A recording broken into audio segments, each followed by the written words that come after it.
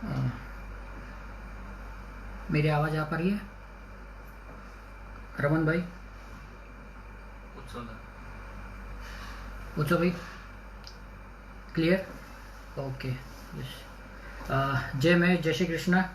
मैं वैभव मंडोरा, औरंगाबाद जिला माहेश्वरी युवा संगठन की ओर से आप सबका स्वागत करता हूँ।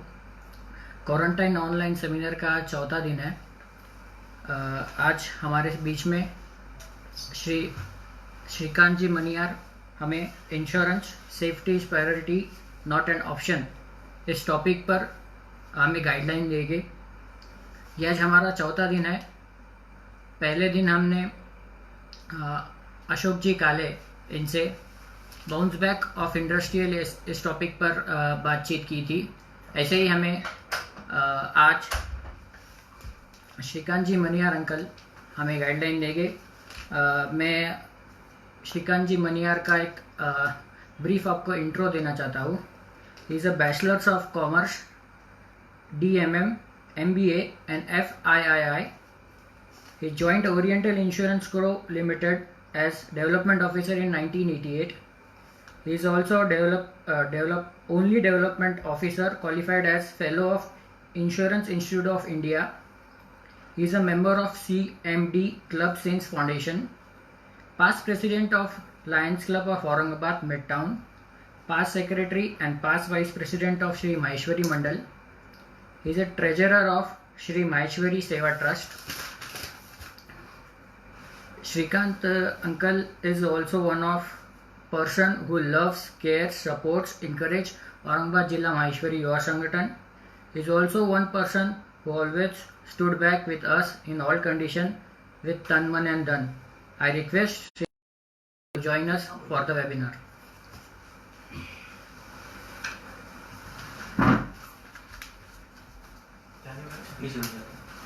अंकल लिखिए। Okay okay. अच्छा अभी देखो, अभी आ रहा है क्या अंकल का? क्लियर। जय महेश, जय Shri Krishna. Security priority not option, general insurance. Aurangabad जिला माहेश्वरी युवा संगठन प्रायोजित इस क्वारंटाइन सेमिनार की इस कड़ी में आज मैं श्रीकांत मनियार आपके सामने प्रस्तुत हुआ हूँ। General insurance security priority not A option इस मुद्दे पर आपसे रूबरू करवाने के लिए मैं आभारी हूँ। औरंगाबाद जिला के अध्यक्ष मैं बजरंग जी नावंदर, सचिव वैभव जी Mandora, project chairman CA Anand ji तोतला, CA Raman ji लोया तथा अनुज जी सारड़ा तथा सारे सदस्यों का मैं अभिनंदन करता हूँ। इस स्टे एट होम की घड़ी में सदुपयोग ज्ञान वृद्धि के लिए डिजिटल तरीके से करवाने के लिए टेक्निकल सपोर्ट देने वाले श्री उत्सव जी बायती तथा अन्य सदस्यों का भी मैं विशेष धन्यवाद देता हूँ। आज से कुछ वर्ष पूर्व तक जनरल इंश्योरेंस यह केवल लीगल फॉर्मेलिटी के तौर पर देखा जाता था। जैसे वाहन बीमा केवल RTO पर्पज के लिए, व्हीकल रजिस्ट्रेशन के लिए किया जाता था। स्टॉक या फिक्स एसेट इंश्योरेंस केवल फाइनेंशियल इंस्टीट्यूट की कंपल्शन की वजह से लिया जाता था। परंतु जैसे जैसे साधारण बीमा क्षेत्र कस्टमर वैसे वैसे इस क्षेत्र की ओर देखने का नजरिया भी बदलता गया और यही वजह है साधारण बीमा पॉलिसी लेना केवल आउट ऑफ कंपल्शन फॉर्मेलिटी ना होते हुए वह एक सिक्योरिटी प्रायोरिटी बन गया, ना कि ऑप्शन के बतौर अब इसे देखा जाता है। जनरल इंश्योरेंस क्षेत्र में भले ही आज 200 के करीब प्रोडक्ट है, इनमें से ज्यादातर मार्केट पेनिट्रेशन केवल 20 से 25 प्रोडक्ट का ही है। आज के मुख्य विषय पर जाने से पूर्व हमारे भारत में जनरल इंश्योरेंस की बेसिक जानकारी आपसे शेयर करना आउट ऑफ कॉन्टेक्स्ट नहीं होगा, ऐसा मुझे लगता है। जनरल इंश्योरेंस एक इंटेंजिबल प्रोडक्ट है जो बेसिक प्रिंसिपल ऑफ इंश्योरेंस के तहत ही कार्यरत होता है, जैसा कि utmost good faith, insurable interest, indemnity, proximate cause, subrogation and contribution. In principles के जरिए ये सारी पॉलिसीज इश्यू होती है तथा इनके अंतर्गत क्लेम भी इन्हीं प्रिंसिपल के तहत भुगतान होते हैं। राष्ट्रीयकरण के पूर्व भारत में 100 से अधिक साधारण बीमा कंपनियां थी। 19 साधारण बीमा क्षेत्र का राष्ट्रीयकरण भारत सरकार ने किया, जिसके बाद केवल 4 बीमा कंपनियां भारत सरकार के अधीन कार्यरत हुई। किंतु ग्लोबलाइजेशन के दौर में फिर एक बार साधारण बीमा क्षेत्र निजी कंपनियों के लिए खुला हुआ और 2000 में IRDA एक्ट के तहत जनरल बीमा क्षेत्र निजी कंपनियों के लिए भी खुला किया गया। आज भारत की सारी बीमा कंपनियों का regulation insurance regulatory development authority के तहत होता है, जैसा कि सारी बैंक्स RBI के अंतर्गत इंश्योरेंस कंपनियां IRDA के अंतर्गत काम करती है।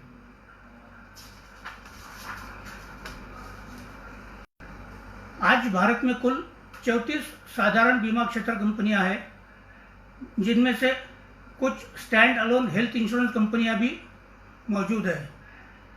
वित्तीय वर्ष 2019-20 में भारत में सारी जनरल इंश्योरेंस कंपनियों का कुल बीमा 1,89,215 लाख करोड़ रुपए हुआ,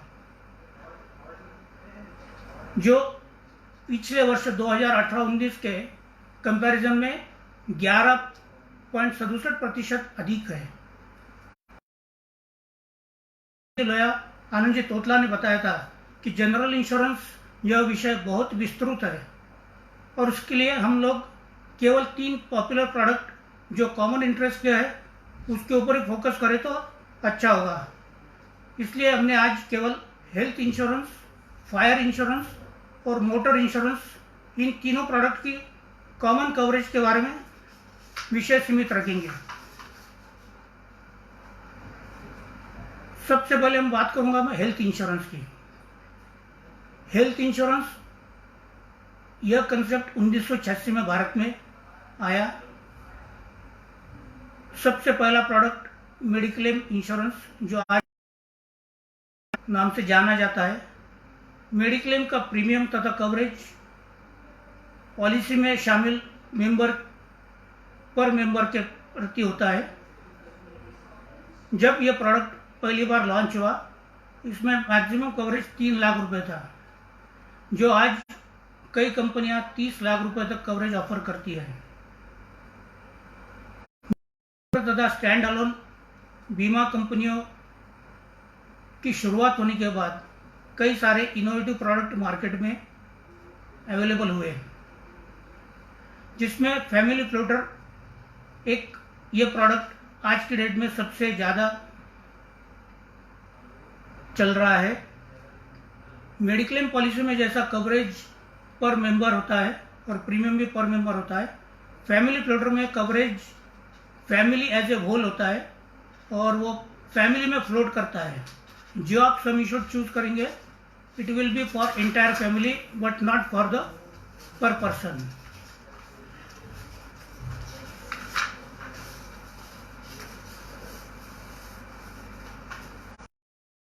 हेल्थ इंश्योरेंस आज के डेट में ग्लोबलाइजेशन की वजह से मेडिकल एस्टेब्लिशमेंट भी काफ़ी आज सुविधा और टेक्नोलॉजी परफॉर्म हो चुके हैं। इंश्योरेंस इसलिए आज की तारीख में एक अपने आप में बड़ा महत्व रखता है। सोशल सिक्योरिटी के साथ साथ फाइनेंशियल सिक्योरिटी के तौर पर हेल्थ इंश्योरेंस देखा जाने लगा है। सरकार ने भी इस बात को ध्यान रखते हुए कई नई सारी स्कीम्स हेल्थ इंश्योरेंस के माध्यम से जो लोग इसको अफोर्ड नहीं कर सकते उनके लिए लॉन्च की है। इस पर से आप ध्यान में लोगे हेल्थ इंश्योरेंस का महत्व क्या है। मेडिक्लेम इंश्योरेंस हेल्थ इंश्योरेंस का एक बेसिक प्रोडक्ट, उसको फैमिली फ्लोटर में एक नया अंदाज दिया। उसके बाद कई नई कंपनियों का टेक्नोलॉजी अपग्रेडेशन की वजह से जो सम इंश्योर्ड फैमिली फ्लोटर में ऑफर होती थी वो भी कम लगने लगी, तो एक टॉपअप नाम से नया प्रोडक्ट लाया गया। मेडिक्लेम और हेल्थ फैमिली प्लॉटर का जैसा जो सम इंश्योर्ड है उसके over and above top up coverage मिलता है। मेडिक्लेम या फैमिली प्लॉटर नया आया, थर्ड पार्टी एडमिनिस्ट्रेटर, क्योंकि हेल्थ इंश्योरेंस में कई नई या उसको प्रोफेशनलिज्म क्लेम प्रोसेसिंग भी अगर होता पॉलिसी होगा और इंश्योरेंस अच्छा। इस बात को ध्यान में रखते हुए IRDA ने TPA रेगुलेशन 2001 में लाया। आज के डेट में कई हेल्थ इंश्योरेंस की मोस्ट ऑफ द कंपनीज का क्लेम्स प्रोसेसिंग इन TPAs के जरिए होता है। सबसे बड़ा एडवांटेज हुआ हॉस्पिटलाइजेशन बेनिफिट के में। आज की घड़ी में हॉस्पिटल में एडमिट होने के बाद में रहने की वजह से लोगों का एक हॉस्पिटलाइजेशन अगर होता है तो वो ध्यान में रखते हुए सही साबित हो सकता है। आज हॉस्पिटल के टाइप TPA के साथ अलग अलग हुए हैं। इंश्योरेंस कंपनी टाइप के जरिए पॉलिसी होल्डर हॉस्पिटल में अगर एडमिट होता है और वहां पर उस हॉस्पिटल का अगर TPA के अरेंजमेंट है तो insured provided policy terms and condition के जरिए। TPA की वर्किंग ऐसा है, हॉस्पिटल में अगर पेशेंट एडमिट होने के बाद, इंश्योर्ड एडमिट होने के बाद में उसको पॉलिसी नंबर, ID ये सबमिट करना, depending upon the disease, nature of surgery या जो भी कुछ हॉस्पिटल में ट्रीटमेंट की नीड है, कंसर्न हॉस्पिटल TPA को अप्रोच करता है for cashless authorisation. Cashless authorisation TPA उस पेशेंट की पॉलिसी टर्म्स, कंडीशंस इन सब को देखते हुए आइदर अप्रूव करती है, डिनाई करती है। पॉलिसी टर्म्स में अगर नहीं बैठता है तो TPA उसको डिनाई भी करता है कुछ मामलों में। कोई कैशलेस ऑथराइजेशन हॉस्पिटलाइजेशन के साथ नहीं है टाइप तो नॉन कैशलेस के लिए भी इंश्योर्ड जाते हैं। इसमें बेसिक फॉर्मेलिटीज जो है, अब चूंकि सारी कंपनियों के प्रोडक्ट अलग अलग है तो सारों की क्लेम कवरेज भी अलग अलग है, लेकिन एक बेसिक क्लेम्स डॉक्यूमेंट जो लगते हैं मेडिक्लेम के लिए, admit card, discharge card, hospital bill along with receipt, medicine bills with prescriptions, x ray, pathological other reports, संबंधित डॉक्टर का certificate certifying nature of disease, treatment और अगर सर्जरी हुई है तो नेचर ऑफ सर्जरी। इसके अलावा हॉस्पिटल से संबंधित जो भी पेपर है तो वो बेसिस पे TPA पॉलिसी टर्म्स के डायरेक्टली इंश्योर्ड को करता है। TPA कैशलेस के लिए तो कारगर है, लेकिन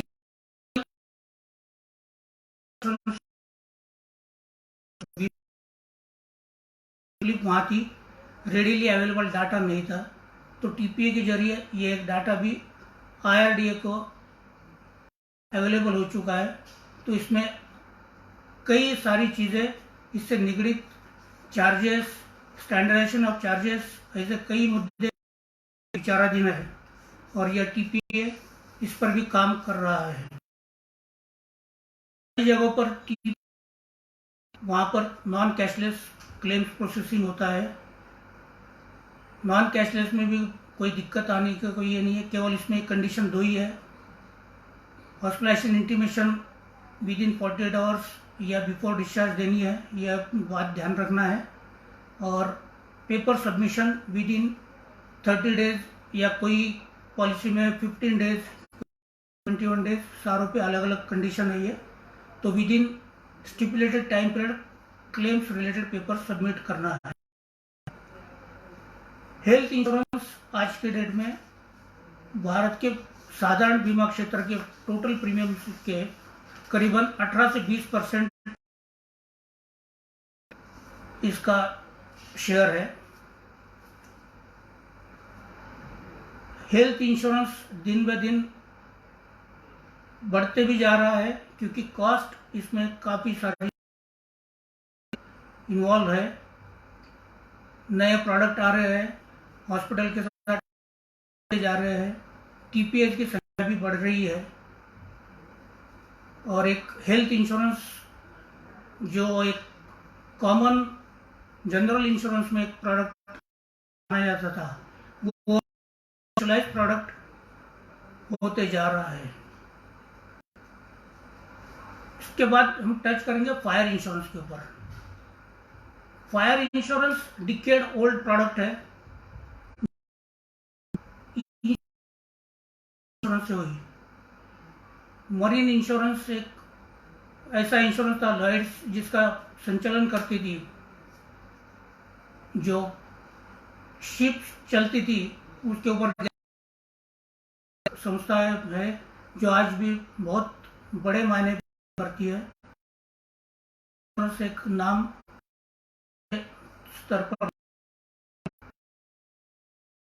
इंश्योरेंस महसूस होने लगी। फायर इंश्योरेंस शुरू के दौर में तो केवल सारे फाइनेंशियल इंस्टीट्यूशन के पे देखा जाता था। फाइनेंस का अगर करना है तो इंश्योरेंस कंपलसरी लगता था क्योंकि it is being treated as a collateral security for the finances. Fire insurance के टर्म्स कंडीशंस आज भी टैरिफ एडवाइजरी कमेटी के थ्रू गवर्न होती है। IRDA के फॉर्मेशन के बावजूद भी आज केवल फायर इंश्योरेंस यह एक प्रोडक्ट ऐसा है जो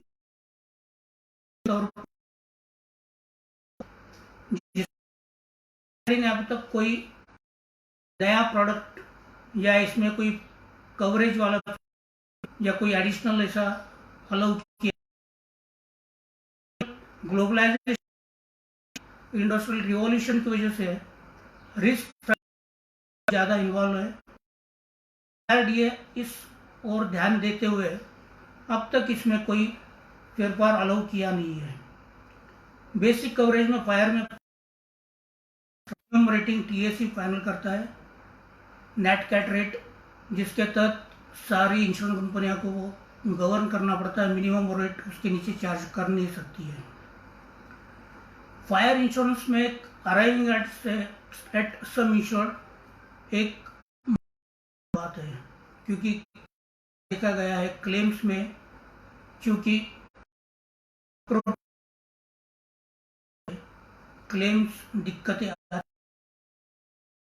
फायर इंश्योरेंस में आप पॉलिसी ले सकते हो आइदर मार्केट वैल्यू बेसिस पे, वैल्यू बेसिस पे। मार्केट वैल्यू बेसिस एक मोटा इसका तरीका to arrive at market value basis insurance करना है तो आज की डेट की उसकी रिप्लेसमेंट वैल्यू लेस जितना बिल्डिंग पुराना हुआ है उसका 3 to 5% you can arrive at market तरीका है। लेकिन देखा गया ऐसा है फायर इंश्योरेंस फाइनेंशियल इंस्टीट्यूशन के लिए कंपलसरी है।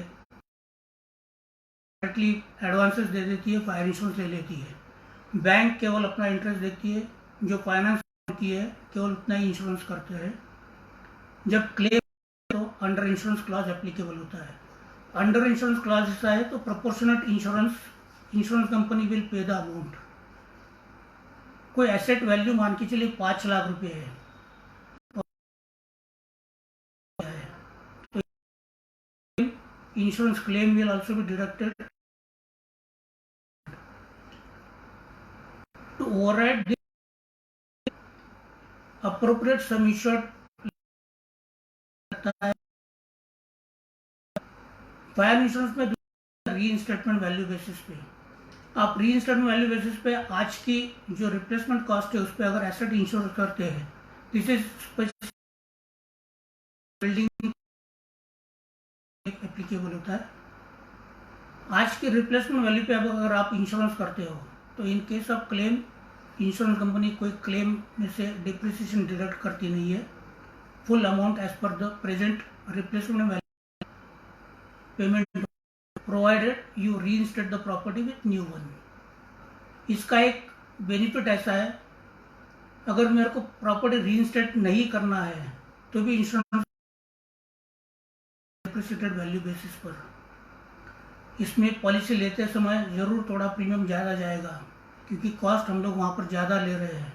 इंश्योरेंस से प्रीमियम उतना ज़्यादा प्रोपोर्शन जाएगा, लेकिन इन केस ऑफ क्लेम ये बहुत फ़ायदेमंद साबित होता है, क्योंकि इंश्योरेंस का बेसिक प्रिंसिपल है indemnity. Insured is suppose to be put in the same place which he was having prior to the loss. इस मुद्दे को भी नज़र होते हुए रीइंस्टेटमेंट वैल्यू बेसिस पे फिक्स एसेट का इंश्योरेंस करना एडवाइजेबल रहेगा. अंडर इंश्योरेंस कंसेप्ट स्टॉक के लिए,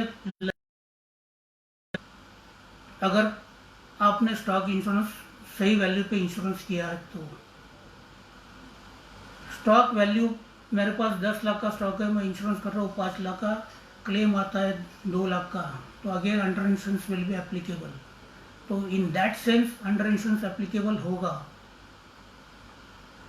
स्टॉक वैल्यू हमको पता है हम लोग कितना स्टॉक कैरी करते हैं, लेकिन कई बार देखा गया है केवल बैंक पर्पज़ के लिए स्टॉक इंश्योरेंस लिया जाता है और उसमें कभी गौर किया नहीं जाता actual value of stock.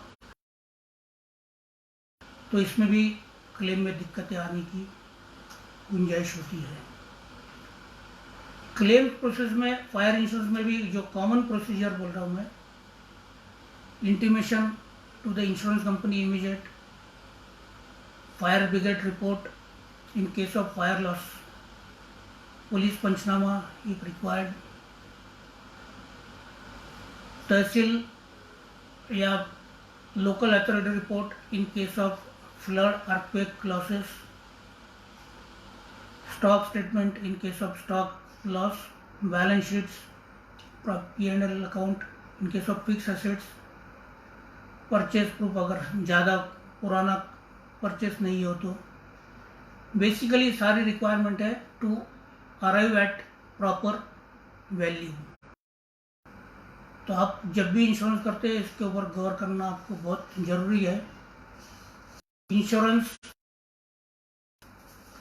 Technical सब दिन ब दिन होते जा रहा है, क्योंकि इसमें प्रोडक्ट तो नेचुरली कई सारी कंडीशंस भी उसके साथ अटैच होके आती है. फायर इंश्योरेंस क्लेम्स के लिए कई बार प्रीमियम रेटिंग जो है डिपेंड करता है आपने किस टाइप की पॉलिसी ली है. आप proper declaration, nature of business, nature of industrial activity, proper rating करने के लिए ज़रूरी है to avoid problem at the time of losses. Fire और हेल्थ इंश्योरेंस जैसा भी हम लोग देख रहे हैं, दोनों चीज़ें अगर आप सही मायने में टेक्निकल होते जा रही है. हेल्थ इंश्योरेंस में अभी एक 1 अप्रैल से IRDA ने कंपल्शन किया है प्रोडक्ट वेनिला प्रोडक्ट उसी तौर पे एक स्टैंडर्ड वेनिला प्रोडक्ट सारी कंपनी को कंपल्शन किया. नाम से एक प्रोडक्ट अभी 1 अप्रैल, जिसमें कंपनियों का ये प्रोडक्ट स्टैंडर्ड टर्म्स रहेगा for each company, can not be differentiated. So आज लोगों को जो एक दिक्कत आती थी, तो एक बेसिक गवर्नमेंट ऑल दैट की सारी कंपनियों ने 1 अप्रैल से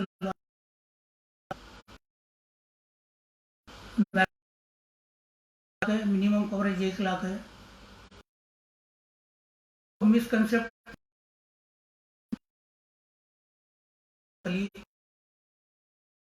और ट्रेंड अगर देखे तो आजकल IRDA कहिए, गवर्नमेंट कहिए, सारों का कस्टमर के प्रति एक भावना होने की वजह से चेंज होते जा रहा है। कई सारे इनिशिएटिव्स गवर्नमेंट लेवल पे भी लिए जा रहे हैं।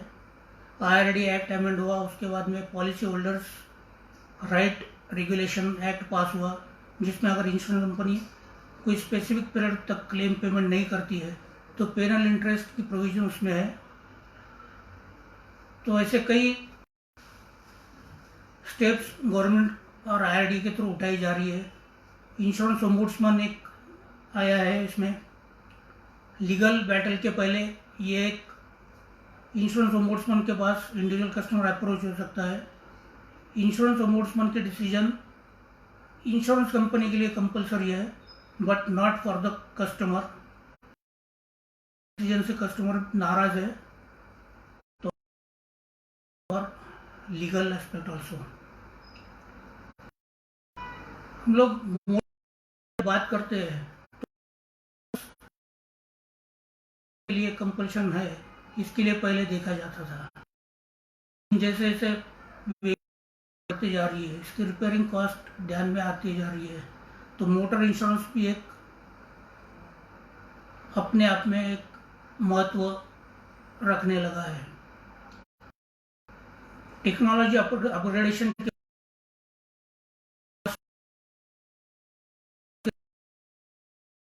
पार्ट्स के रिप्लेसमेंट की वैल्यू जा रही है। मोटर इंश्योरेंस भी बहुत ज़्यादा पॉपुलर हुआ है। पहले भी मोटर इंश्योरेंस प्रोडक्ट के तो, लेकिन आज ने उसमें एड ऑन्स लेना शुरू कर दिया। IRDA ने इसको अलाउ कर दिया है। एड ऑन में सबसे बेसिक है नील डेप्रिसिएशन पॉलिसी। नील डेप्रिसिएशन पॉलिसी में आपको बेसिक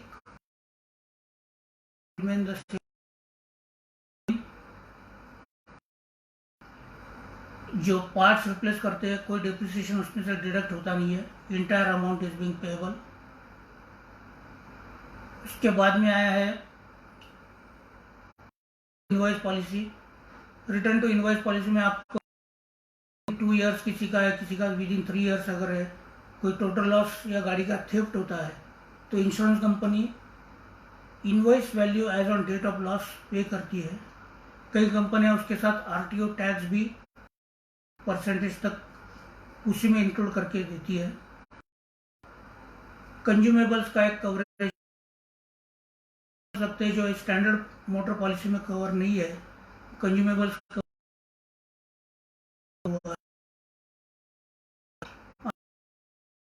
की वजह से जब की घूम जाती है तो इग्निशन पूरा चेंज करना पड़ता है, तो उसकी कॉस्ट भी बहुत ज़्यादा है। तो की रिप्लेसमेंट वैल्यू कवर करने के लिए भी एड ऑन उसी में आया है। Then engine protection, atmospheric condition की वजह से बेमौसम बारिश कई जगह पर देखी गई है। केवल बेमौसम दिन बढ़ते जा रहे हैं। केवल गवर्नमेंट नहीं, केवल जुडिशियली भी इसके ऊपर बहुत ज़्यादा स्ट्रिक्ट है। मोटर व्हीकल एक्ट कई बार अमेंड करना पड़ा इसकी वजह से। पहले ओनर ड्राइवर के जो क्लॉज है उसमें कवरेज 2 लाख रुपए कवरेज है, 2 साल 15 lakh. Insurance company compulsory owner driver risk. Motor insurance में 2 पार्ट है, एक एक्ट लायबिलिटी और एक comprehensive package policy. Act liability policy हर व्हीकल की होना जरूरी है as per motor vehicle act. Without that one can not apply. के बावजूद भी भारत में क्या होना है माइंडसेट,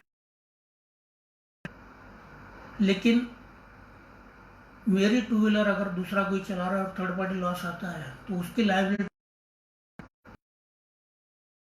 जाने के कई उदाहरण सामने आए हैं।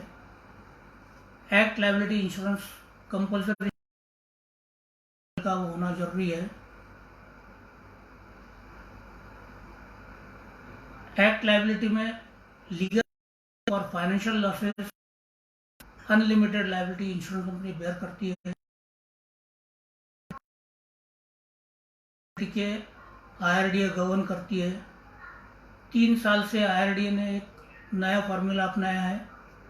हर साल का सेगमेंट देख लायबिलिटी प्रीमियम को रिवाइज होते हैं।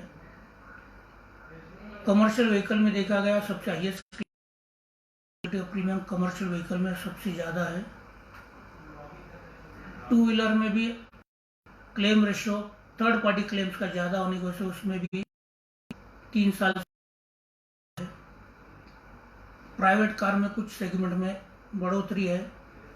1000 सीसी के नीचे के व्हीकल में प्रीमियम कम भी हुए हैं। 1500 सीसी के ऊपर के व्हीकल में प्रीमियम बढ़ा भी है। क्लेम्स की हम लोग जब बात करते हैं, जैसा समय इंश्योरेंस वहीं से वो फॉलो कर लेते हैं। इन केस एक्सीडेंट अगर उस गाड़ी का होता है तो वहाँ पर इंश्योरेंस कंपनी उस ऑथोराइज गैरेज में अगर जाती है तो in not to pay amount. Authorise repair authorise garage work type होने की वजह से वहाँ मिल जाता है। सही मायने में हैसल फ्री क्लेम सर्विसेज अगर है तो वो मोटर व्हीकल में देखी गई है, जो कि एक पुराने ज़माने में एक आज maximum 4 wheeler manufacture insurance company के साथ हुए हैं। IRDA रेगुलेशन की वजह से केवल एक कंपनी के साथ टाइप नहीं कर सकते, भी ऑप्शन दिया है। कई मैन्युफैक्चरर्स ने से भी अगर गाड़ी जाती है तो कैशलेस ऑथराइजेशन वो भी एक्सेप्ट कर लेते हैं। आप अगर टॉपिक एज ए होल देखने जाते हैं, इसके कई मिसकंसेप्ट भी है। आज भी मार्केट पेनिट्रेशन जनरल इंश्योरेंस के लिए आप अगर बाकी कंट्रीज के साथ कंपेयर करते हो तो उसके 1/10 भी नहीं है। इसी को ध्यान रखते हुए कई निजी फॉरेन इंश्योरेंस के साथ टाइप होते जा रहे हैं। गवर्नमेंट ने भी रेगुलेशंस 24% पे आया है। इसका एक एडवांटेज ऐसा हुआ है, इनोवेटिव प्रोडक्ट कई अवेलेबल मार्केट में हुए हैं। बीमा क्षेत्र साधारण बीमा उसमें भी जैसे मैंने पहले बताया, भले ही प्रोडक्ट हो, आम चलने वाले प्रोडक्ट बोलिए या जिसकी जान बहुत गिने चुने प्रोडक्ट है, लेकिन कॉल्ड पॉपुलर बोलिए या कॉमन बोलिए, इनके ये प्रोडक्ट होने के बावजूद भी इसकी ना तो को है ना इंश्योरेंस। इसकी वजह केवल एक है, लेकिन पॉलिसी इटसेल्फ ध्यान में आ जाएगी। तो हेल्थ इंश्योरेंस रही है, इंश्योरेंस रही है, मोटर इंश्योरेंस रही है। जैसा फायर इंश्योरेंस में अंडर इंश्योरेंस क्लॉज है, केवल फायर इंश्योरेंस ऐसा है जहाँ पर अंडर इंश्योरेंस क्लॉज है, बाकी कोई भी इसमें अंडर इंश्योरेंस क्लॉज एप्लीकेबल नहीं होता है। हेल्थ इंश्योरेंस में कई क्लेम में दिक्कत, कस्टमर एंड कंसेप्ट के दायरे में है, जो इंश्योरेंस कंपनी उसके आधार पर बोलिए डिडक्शंस कई बार देखा गया 70 डिडक्शन हो जाते हैं। IRDA के पास सारे स्टैटिस्टिक्स हर TPA के थ्रू, हर इंश्योरेंस कंपनी के थ्रू जाना शुरू हुआ है। IRDA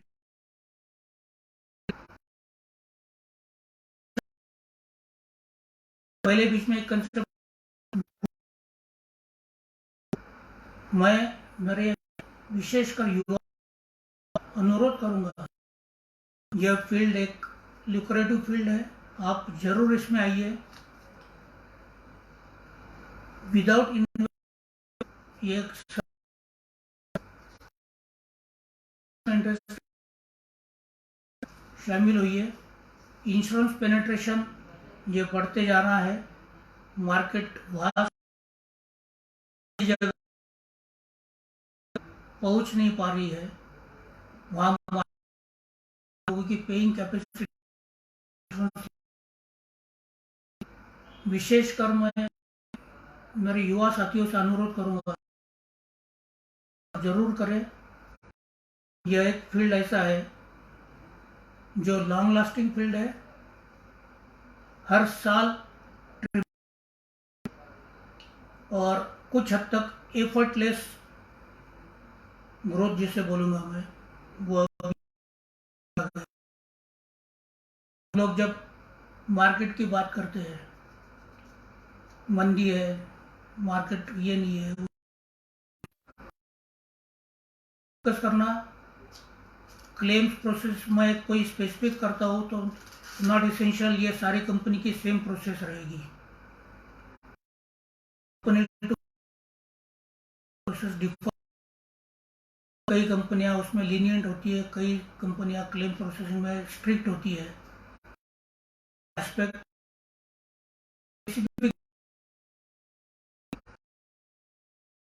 क्या है ये मैं जरूर मेडिक्लेम की बोला हूँ, फायर की बोला हूँ। Motor claim intimation, claim form along with estimate insurance company का सबमिट होता है। There has to be valid driving licence of the driver. चीज़ें बेसिक है फॉर प्राइवेट कार। ये है, रोड टैक्स मस्ट है, इसेंशियल है। रोड परमिट, स्कूल बस है या टूरिस्ट बस है तो रोड परमिट इज।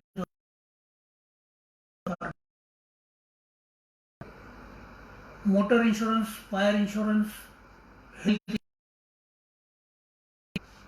तीनों में अगर आप कंपैरिजन अगर मेरे को पूछे तो इसमें से सबसे सिंपल फॉर्म ऑफ इंश्योरेंस कौन सा है, तो I would always tell fire insurance, क्योंकि जिसमें कोई गुंजाइश नहीं है आपको प्लस माइनस। तो फायर इंश्योरेंस में कल सब्जेक्ट अगर है इंश्योरेंस इंडस्ट्री में, उसके बावजूद भी फायर पे आएगा मोटर। लेकिन मोटर में भी आजकल कई एडवांस आ चुके हैं। कोई कंपनी के पास कोई एड ऑन है तो दूसरी कंपनी है, किसी के पास कोई एड ऑन भी नहीं है। तो ये मुद्दे इंश्योरेंस लेते टाइम ध्यान लेना नहीं तो के लिए हद तक देती है। कई कंपनियों का कोई रेस्ट्रिक्शन नहीं है, कोई कंपनी केवल एक क्लेम के लिए नील डेप्रिसिएशन। बेसिक इंफॉर्मेटिव टॉपिक था और इसको इससे ध्यान में देखते इंश्योरेंस लेना एक प्रायोरिटी फॉर सिक्योरिटी हो चुकी है और नॉट द ऑप्शन। जो कैप्शन है सही मायने पे है वो। बहुत बेसिक जानकारी आपको दिया हूँ, उम्मीद करता हूँ आपको पसंद आए। शायद इसमें कुछ त्रुटियां भी रही गई तो मैं क्षमा प्रार्थी हूँ। धन्यवाद।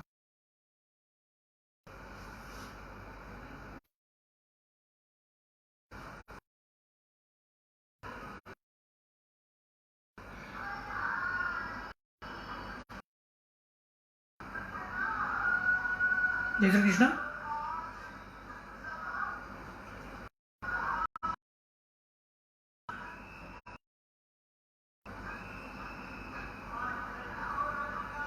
हाँ हाँ हाँ, अच्छा, हाँ हाँ,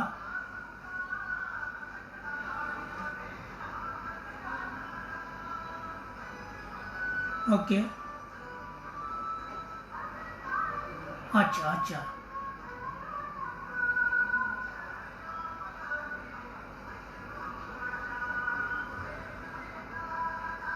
हम्म,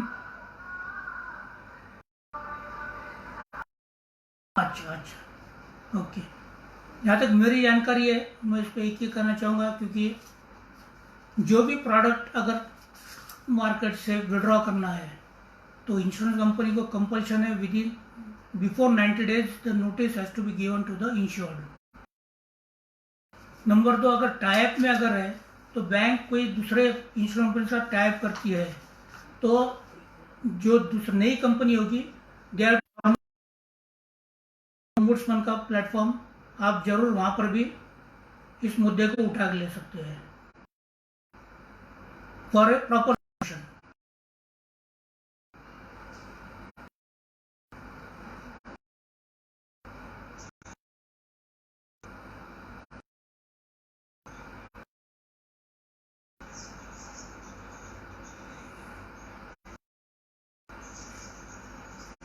बहुत हम्म हम्म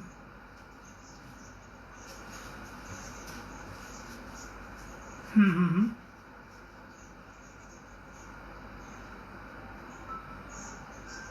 हम्म, हम्म।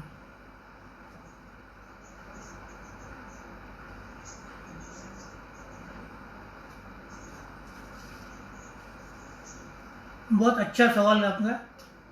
फायर इंश्योरेंस में क्लॉज है, if premises is remained vacant for more than 30 days, it has to be notified to the insurance company।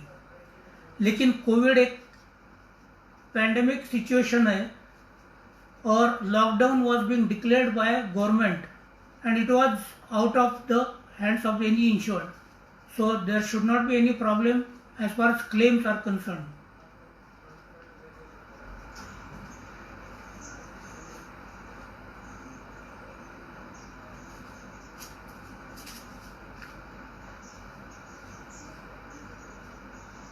True, true, it is नहीं नहीं, it is only for the general guideline है। Pandemic situation is being declared by the government. अभी अभी recent आपको 2 health insurance और motor insurance के जो IRD ने सर्कुलर इश्यू किया है वो भी जानकारी देना उचित रहेगा। IRD has come out with the circular, जो लोग इस पैंडेमिक सिचुएशन की वजह से उनकी व्हीकल इंश्योरेंस रिन्यू कर नहीं सके हैं, insurance company will have to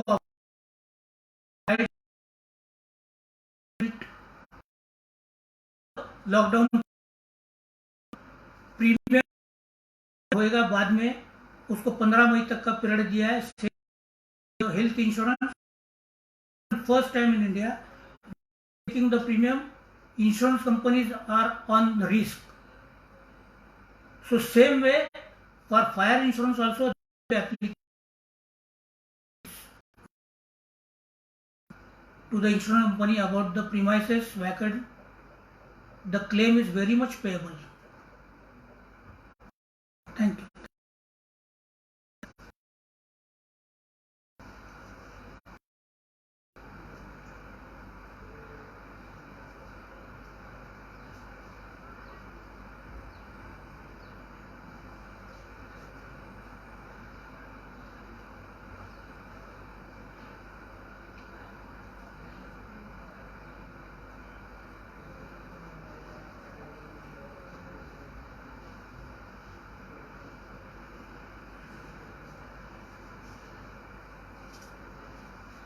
हाँ हाँ,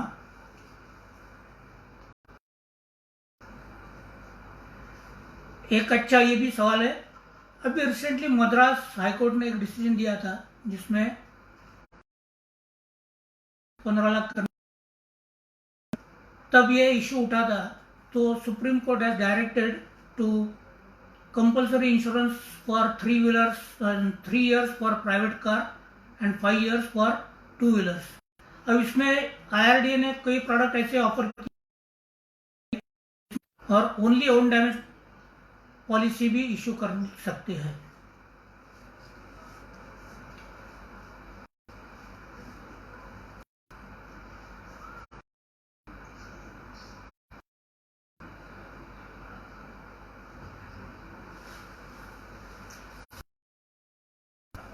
अगर फायर इंश्योरेंस की अब बिजनेस क्लास है,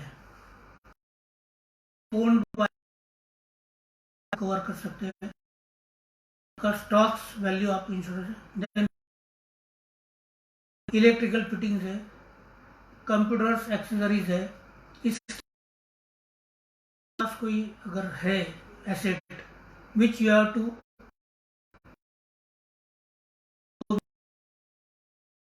डिपेंड अपॉन द कॉस्ट.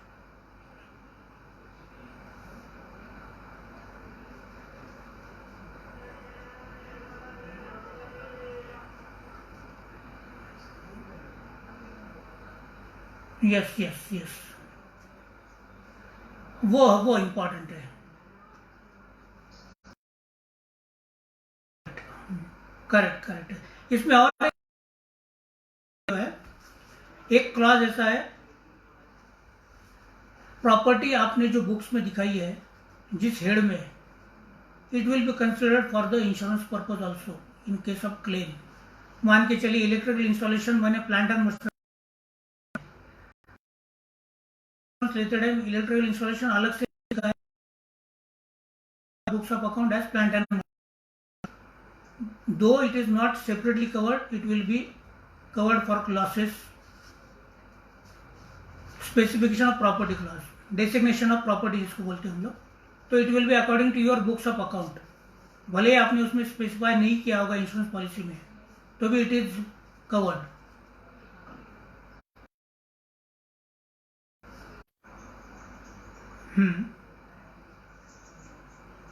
हाँ,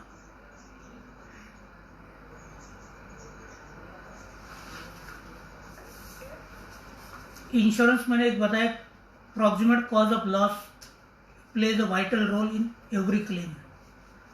अगर वो लॉस जो इंश्योर्ड पेरिल्स है, जैसा फायर इंश्योरेंस की हम लोग अगर बात करते हैं, तो फायर इंश्योरेंस में फायर है, riot, strike, malicious damage, impact damage, aircraft damage, इन चीज़ों से या और 17 कवरेज है उसमें, उससे अगर लॉस है then only it will be covered. Maintenance, hello hello,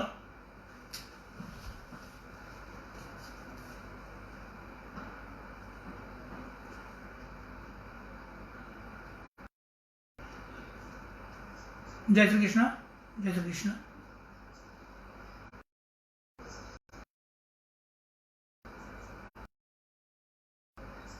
ठीक है,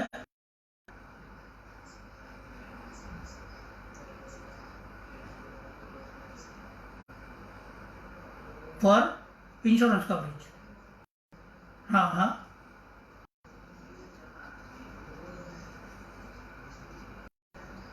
अच्छा,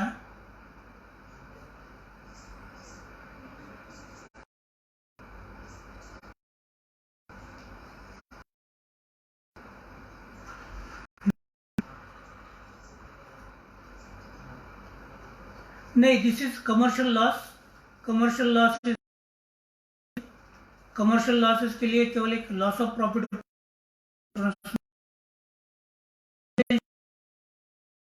and machinery breakdown insurance, but उसमें बेसिक कंडीशन ऐसा है, द इंश्योर्ड पेरिल. मान के चलिए मैंने फायर इंश्योरेंस लिया और fire insurance loss of fire की वजह से होता है और उसकी वजह से अगर फैक्ट्री 2 महीना बंद है, तो वहां पर fix overheads will be covered under loss of profit policy, material damage will be covered under fire policy. Losses cover नहीं होते हैं.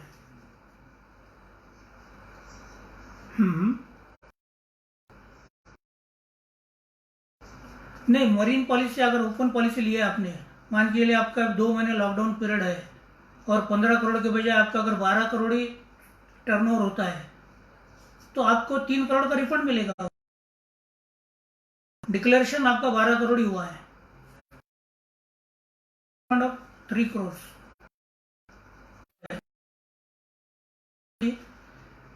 Most of the companies offer नहीं करती है, तो इन दैट केस वैसे भी 7,000 में अगर 5,000 के अगर पार्ट्स आपके हैं, तो आपके 40% डेप्रिसिएशन डिडक्ट होने आए केवल पार्ट्स के मिलेंगे और लेबर 2000 मिलना है आपको। मतलब नो क्लेम बोनस अगर 5000 से ज़्यादा है तो it is advisable not to go for that, क्योंकि ये नो क्लेम बोनस का बेनिफिट केवल अगले साल नहीं, आपको फॉर ईयर आगे भी उसका बेनिफिट नहीं मिलेगा, क्योंकि next year again you will come down for the 20% minimum no claim bonus का उस पर आ गया। So for minor losses not advisable to go for insurance claim. हाँ हाँ बराबर।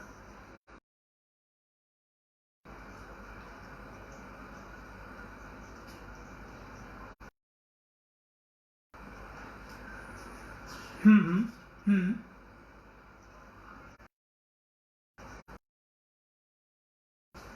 यो कवर करण की नहीं, आईआरडीए में आज भी कोविड और जो एरिया है एरिया वाइज डिफर करे हुए। कोविड को आज का डेट में कोई आईआरडीए को सबमिशन जो दियो आईआरडीए सर्क्युलर जगह 3 काढलेल्या Bharti speak motor insurance but येरा कारण करू यांनी आईआरडीए एक circular treatment covered for the COVID disease is very much covered under health insurance policies, all insurance policies. इका में कभी भी exclusion part नहीं है इनको, and it has to be settled within 4 January IRD guideline दी गई है। Thank you. हाँ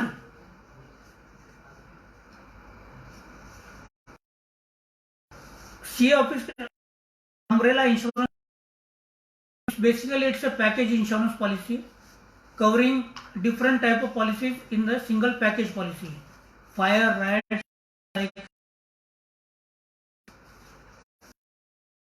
cash insurance है, fidelity, इसमें एक लॉस ऑफ प्रिंट है, बट जैसा अभी बताया मैंने लॉस ऑफ प्रॉफिट पॉलिसी है, आएगा कवरेज इम्पैक्ट में इफेक्ट में only when fire loss takes place. Basic condition fire loss में जो पेरिल्स कवर है उससे अगर लॉस होता है तो then only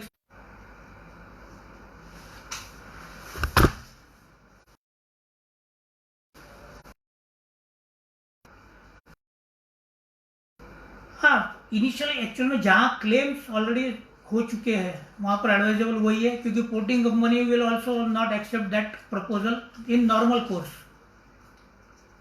depending upon the age claim history अगर जहां पर है, क्योंकि फॉर पोर्टिंग कंपनी अगर कंडीशन लेकिन एप्लीकेबल नहीं होती है तो इसके लिए वो it will be automatically covered.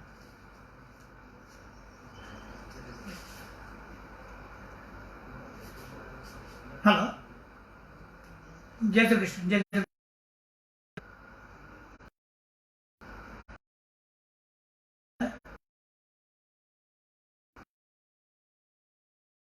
एक से देन ओनली आप जो टॉपअप में जा रहे हो वो product will come not till that time.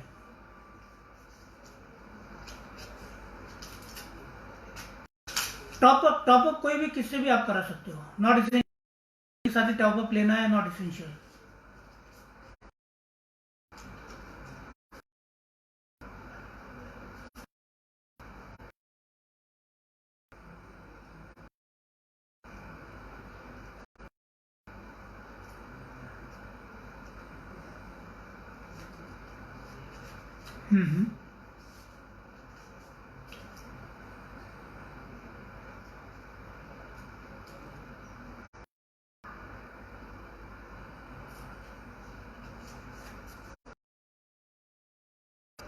बराबर।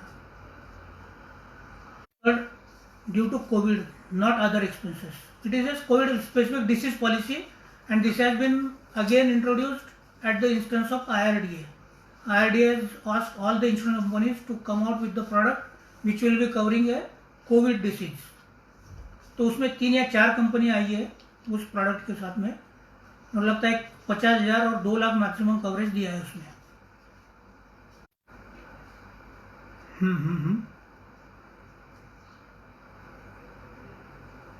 Yes, it is very much covered. COVID is also covered under the regular. अभी एज ऑन डेट जो प्रोडक्ट है हेल्थ के सारे product Covid is also covered.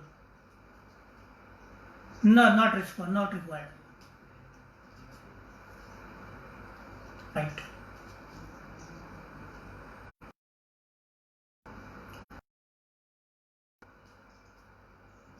हाँ.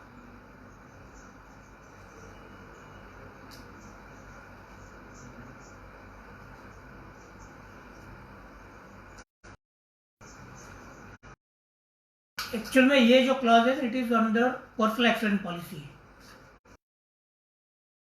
bedridden say for 1 month he is covered for the loss of earning benefit under personal accident policy table 3 अगर cover की. हाँ, लेकिन Covid is accident basically it is a disease and due to disease loss of earning is yet not covered under any policy. नहीं. Right.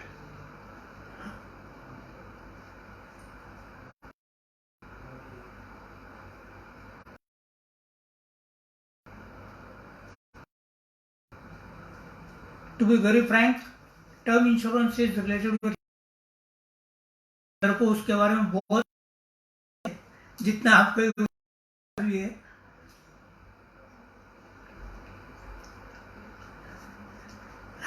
नहीं, मेरे को मतलब कुछ मिस इन्फॉर्मेशन देना is not fair on my part.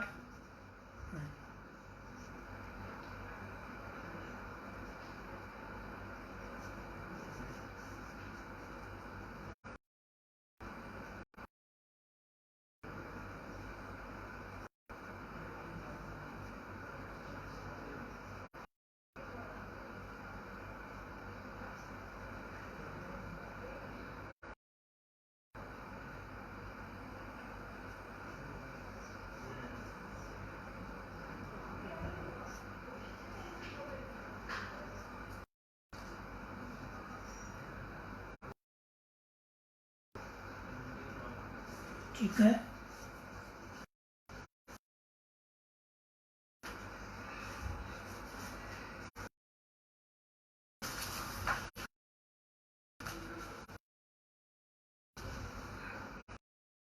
मतलब बाकी